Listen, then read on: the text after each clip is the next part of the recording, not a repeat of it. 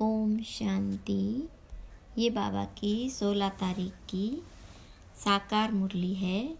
सार है मुरली का, मीठे बच्चे यहाँ तुम वनवाह में हो, अच्छा अच्छा पहनना खाना यह शौक तुम बच्चों में नहीं होना चाहिए। पढ़ाई और कैरेक्टर पर पूरा पूरा ध्यान दो। प्रश्न, ज्ञान रत्नों से सदा भरपूर रहने का साधन क्या है? तो बाबा ने कहा, दान। जितना जितना दूसरों को दान करेंगे उतना स्वयं भरपूर रहेंगे। स्याने वह जो सुनकर धारण करे और फिर दूसरों को दान करे। बुद्धि रूपी झोली में अगर छेद होगा तो बह जाएगा, धारणा नहीं होगी। इसलिए कायदे अनुसार पढ़ाई पढ़नी है। 5 विकारों से दूर रहना है। रूप बसंत बनना है। ओम शांति। रूहानी बाप रूहानी बच्चों को समझाते हैं। रूहानी बाप भी कर्मेंद्रियों से बोलते हैं, रूहानी बच्चे भी कर्मेंद्रियों से सुनते हैं। यह है नई बात। दुनिया में कोई मनुष्य ऐसे कह न सके तुम्हारे में भी नंबरवार पुरुषार्थ अनुसार समझते हैं। जैसे टीचर पढ़ाते हैं तो स्टूडेंट का रजिस्टर शो करता है। रजिस्टर से उनकी पढ़ाई और चलन का पता पड़ जाता है। मूल है ही पढ़ाई और कैरेक्टर। यह है ईश्वरीय पढ़ाई जो कोई पढ़ा न सके। रचता और रचना के आदि मध्य अंत की सृष्टि चक्र की नॉलेज है। यह कोई भी मनुष्य सारी दुनिया में नहीं जानते।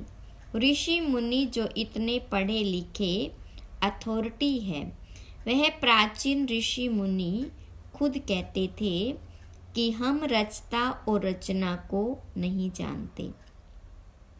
बाबा ने ही आकर पहचान दी है। गाया भी जाता है, यह है कांटों का जंगल। जंगल को आग जरूर लगती है। फूलों के बगीचे को कभी आग नहीं लगती, क्योंकि जंगल सारा सूखा हुआ है। बगीचा हरा होता है, हरे बगीचे को आग नहीं लगती, सूखे को आग झट लग जाती है। यह है बेहद का जंगल। इनको भी आग लगी थी, बगीचा भी स्थापन हुआ था। तुम्हारा बगीचा अब गुप्त स्थापन हो रहा है। तुम जानते हो, हम बगीचे के फूल खुशबूदार देवता बन रहे हैं। उसका नाम है ही स्वर्ग। अब स्वर्ग स्थापन हो रहा है, वंडर है। तुम कितना भी लोगों को समझाते हो, परंतु किसकी बुद्धि में बैठता नहीं है। जो इस धर्म के नहीं होंगे उनकी बुद्धि में बैठेगा भी नहीं। एक कान से सुनेंगे, दूसरे से निकाल देंगे। सतयुग त्रेता में भारतवासी कितने थोड़े होंगे, फिर द्वापर कलयुग में कितनी वृद्धि हो जाती है। वहाँ 1-2 बच्चे, यहाँ 4-5 बच्चे, तो जरूर वृद्धि हो गई। भारतवासी ही अब हिंदू कहलाते हैं। वास्तव में देवता धर्म के थे और कोई भी धर्म वाला अपने धर्म को नहीं भूलता। ये भारतवासी ही भूले हुए हैं। देखो इस समय कितने ढेर मनुष्य हैं। इतने सब तो ज्ञान आकर नहीं लेंगे। हर एक अपने जन्मों को भी समझ सकते हैं। जिसने पूरे 84 जन्म लिए होंगे वह जरूर पुराने भक्त होंगे। तुम समझ सकते हो कि हमने कितनी भक्ति की है। थोड़ी की होगी तो ज्ञान भी थोड़ा ही उठाएंगे और थोड़ों को समझाएंगे। बहुत भक्ति की होगी तो ज्ञान भी बहुत उठाएंगे और बहुतों को समझाएंगे। ज्ञान नहीं उठाते तो समझा भी कम सकते हैं, इसलिए उन्हें फल भी थोड़ा मिलता है। हिसाब है ना। बाबा को एक बच्चे ने हिसाब निकाल भेजा तो इस्लामियों के इतने जन्म, बौद्धियों के इतने जन्म होने चाहिए। बुद्ध भी धर्म स्थापक है, उनके पहले कोई बुद्ध धर्म का था नहीं। बुद्ध की सोल ने प्रवेश किया, उसने बुद्ध धर्म स्थापन किया। फिर एक से वृद्धि होती है, वह भी एक प्रजापिता है। एक से कितनी वृद्धि होती है। तुमको तो राजा बनना है नई दुनिया में, यहाँ तो बनवा में हो। किसी चीज़ का शौक नहीं रहना चाहिए। हम अच्छे कपड़े आदि पहने, यह भी दे अभिमान है। जो मिला सो अच्छा, यह दुनिया ही थोड़ा समय है। यहाँ अच्छा कपड़ा पहनना, वहाँ फिर कम हो जाएगा। यह शौक भी छोड़ना है। आगे चलकर तुम बच्चों को आपे ही साक्षात्कार होते रहेंगे। तुम खुद कहेंगे यह तो बहुत सर्विस करते हैं, कमाल है। यह जरूर ऊंच नंबर लेंगे। फिर आप सामान बनाते रहेंगे। दिन प्रतिदिन बगीचा तो बड़ा होने का है। जितने देवी देवता सतयुग के व त्रेता के हैं, वह सब गुप्त यहाँ ही बैठे हैं, फिर प्रत्यक्ष हो जाएंगे। अभी तुम गुप्त पद पा रहे हो। तुम जानते हो हम पढ़ रहे हैं मृत्यु लोक में, पद अमर लोक में पाएंगे। ऐसी पढ़ाई कभी देखी? यह वंडर है। पढ़ना पुरानी दुनिया में, पद पाना नई दुनिया में। पढ़ाने वाला भी वही है जो अमर लोक की स्थापना और मृत्यु लोक का विनाश कराने वाला है। तुम्हारा यह पुरुषोत्तम संगम युग बहुत छोटा है। इनमें ही बाबा आते हैं पढ़ाने के लिए। आने से ही पढ़ाई शुरू हो जाती। तब बाबा कहते हैं लिखो शिव जयंती सो गीता जयंती। इनको मनुष्य नहीं जानते, उन्होंने श्री कृष्ण का नाम रख दिया। अब यह भूल जब कोई समझे, कितने बड़े बड़े आदमी म्यूजियम में आते हैं। ऐसे नहीं कि वह बाबा को जानते हैं, कुछ नहीं। इसलिए बाबा कहते फार्म भराओ तो पता लगे कि कुछ सीखा है, बाकी यहाँ आकर क्या करेंगे। जैसे साधु संत महात्मा के पास जाते हैं, यहाँ वह बात नहीं। इनका तो वही साधारण रूप है, ड्रेस भी कुछ फर्क नहीं, इसलिए कोई समझ नहीं सकते। समझते हैं यह तो जौहरी था, पहले था विनाशी रत्नों का जौहरी, अब बने हैं अविनाशी रत्नों का जौहरी। तुम सौदा भी बेहद के बाप से करते हो, जो बड़ा सौदागर जादूगर रत्नागर है। तो हर एक अपने को समझे कि हम रूप बसंत हैं। हमारे अंदर ज्ञान रत्न लाखों रुपए के हैं। इन ज्ञान रत्नों से तुम पारस बुद्धि बन जाते हो। यह भी समझने की बात है। कोई अच्छे सयाने हैं जो इन बातों को धारण करते हैं। अगर धारणा नहीं होती तो कोई काम के नहीं। समझो उसकी झोली में छेद है, बह जाता है। बाबा कहते हैं मैं तुमको अविनाशी ज्ञान रत्नों का दान देता हूँ। अगर तुम दान देते रहेंगे तो भरतू रहेंगे, नहीं तो कुछ भी नहीं, खाली हैं। पढ़ते नहीं, कायदे अनुसार चलते नहीं, इसमें सब्जेक्ट बड़ी अच्छी है। 5 विकारों से तुमको बिल्कुल दूर जाना है। बाबा ने समझाया है।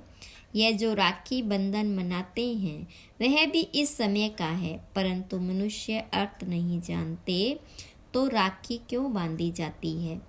वो तो अपवित्र होते रहते, राखी बांधते रहते। आगे ब्राह्मण लोग बांधते थे, अब बहनें भाई को बांधती है खर्ची के लिए। वहाँ पवित्रता की बात नहीं, बड़ी फैशन वाली राखियाँ बनाते हैं। यह दिवाली दशहरा सब संगम के हैं। जो बाबा ने एक्ट की है वह फिर भक्ति मार्ग में चलती है।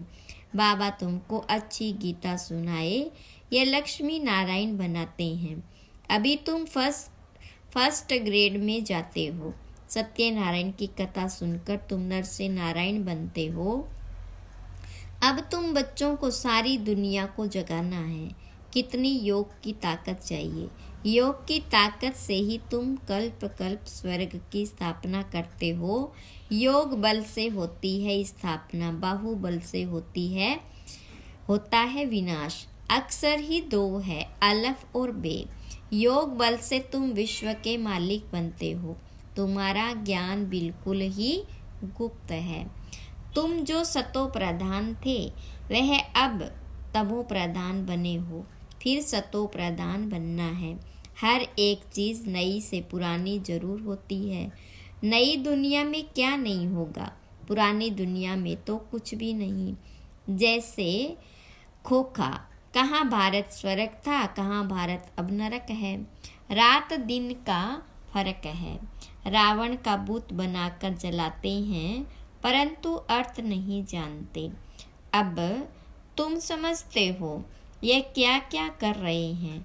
तुम्हारे में भी कल अज्ञान था, आज ज्ञान है। कल नरक में थे, आज स्वर्ग में जा रहे हो। रियल ऐसे नहीं जैसे दुनिया वाले लोग कहते हैं स्वर्गवासी हुआ। अब स्वर्ग में जाएंगे तो फिर नरक होगा ही नहीं। कितनी समझने की बात है भी सेकंड की बात। बाबा को याद करो तो विकर्म विनाश होंगे। यह सबको बताते रहो। बोलो तुम इन लक्ष्मी नारायण जैसे थे, फिर 84 जन्म लेकर यह बने हो। सतो प्रधान से तमो प्रधान बने हो, फिर सतो प्रधान बनना है। आत्मा विनाश नहीं होती, बाकी उनको तमो प्रधान से सतो प्रधान फिर बनना ही पड़े। बाबा किस्म किस्म से समझाते रहते हैं। मेरी बैटरी कभी पुरानी होती नहीं। बाबा सिर्फ कहते हैं अपने को बिंदु आत्मा समझो। कहते हैं इनकी आत्मा निकल गई तो आत्मा संस्कारों अनुसार एक शरीर छोड़ दूसरा लेती है। अब आत्माओं को घर जाना है। यह भी ड्रामा। सृष्टि चक्र रिपीट होता ही रहता है। पिछाड़ी में हिसाब निकाल सकते हैं। दुनिया में इतने मनुष्य हैं, ऐसे क्यों नहीं कहते इतनी आत्माएं हैं। बाबा कहते बच्चे मुझे कितना भूल गए हैं। फिर सबका मुझे ही कल्याण करना है। तब तो बाबा को पुकारते हैं। तुम बाबा को भूल जाते हो। बाप बच्चों को नहीं भूलते। बाबा आते हैं पतितों को पावन बनाने। यह है गौमुख, बाकी बैल आदि की बात नहीं। यह भाग्यशाली रथ है। बाबा तुम बच्चों को कहते हैं शिव बाबा हमको श्रृंगारते हैं। यह पक्का याद रहे। शिव बाबा को याद करने से बहुत फायदा है। बाबा हमें इनके द्वारा यानी ब्रह्मा द्वारा पढ़ाते हैं, तो इनको नहीं याद करना है। सतगुरु एक शिव बाबा है, उस पर तुम्हें बलिहार जाना है। यह भी उन पर बलिहार गया ना। बाबा कहते हैं मामे कम याद करो। बच्चे जाते हैं सतयुगी फूलों की दुनिया में, फिर कांटों में मोह क्यों होना चाहिए। 63 जन्म तो भक्ति मार्ग के शास्त्र पढ़ते पूजा करते आए हो। तुमने पूजा भी पहले शिव बाबा की तब तो सोमनाथ का मंदिर बनाया। मंदिर तो सभी राजाओं के घर में थे। कितने हीरे जवाहरात थे, पीछे आकर चढ़ाई की। एक मंदिर से कितना सोना आदि ले गए। तुम ऐसे धनवान विश्व के मालिक बनते हो। यह धनवान थे, विश्व के मालिक थे, परंतु इनके राज्य को कितना समय हो गया है कोई को पता नहीं है। बाबा कहते 5000 वर्ष हुए। 2500 वर्ष राज्य किया, बाकी 2500 वर्ष में इतने मठ पंथ आदि वृद्धि को पाते हैं। तुम बच्चों को बहुत खुशी होनी चाहिए कि हमको बेहद का बाप पढ़ाते हैं, अथाह मिल्कियत मिलती है, दिखाते हैं सागर से देवता निकले, रत्नों की थालियां भरकर आए। अब तुमको ज्ञान रत्नों की थालियां भरकर मिलती है। बाबा तो ज्ञान का सागर है। कोई अच्छी रीति थाली भरते हैं, कोई की बह जाती है। जो अच्छी रीति पढ़ेंगे पढ़ाएंगे वे जरूर अच्छा धनवान बनेंगे। राजधानी स्थापन हो रही है, यह ड्रामा में नूंद है। जो अच्छी रीति पढ़ते हैं उनको ही स्कॉलरशिप मिलती है। यह है ईश्वरीय स्कॉलरशिप, अविनाशी। वह है विनाशी। सीढ़ी बड़ी वंडरफुल है, 84 जन्मों की कहानी है ना। बाबा कहते सीढ़ी की इतनी बड़ी ट्रांसलाइट बनाओ जो दूर से बिल्कुल साफ दिखाई दे। मनुष्य देखकर वंडर खाएंगे, फिर तुम्हारा नाम भी बाला होता जाएगा। अभी जो फेरी पहनकर यानी चक्र लगाकर जाते हैं वह पिछाड़ी में आएंगे। 2-4 बार फेरी पहनी तकदीर में होगा तो जम जाएंगे। क्षमा तो एक ही है, कहाँ जाएंगे।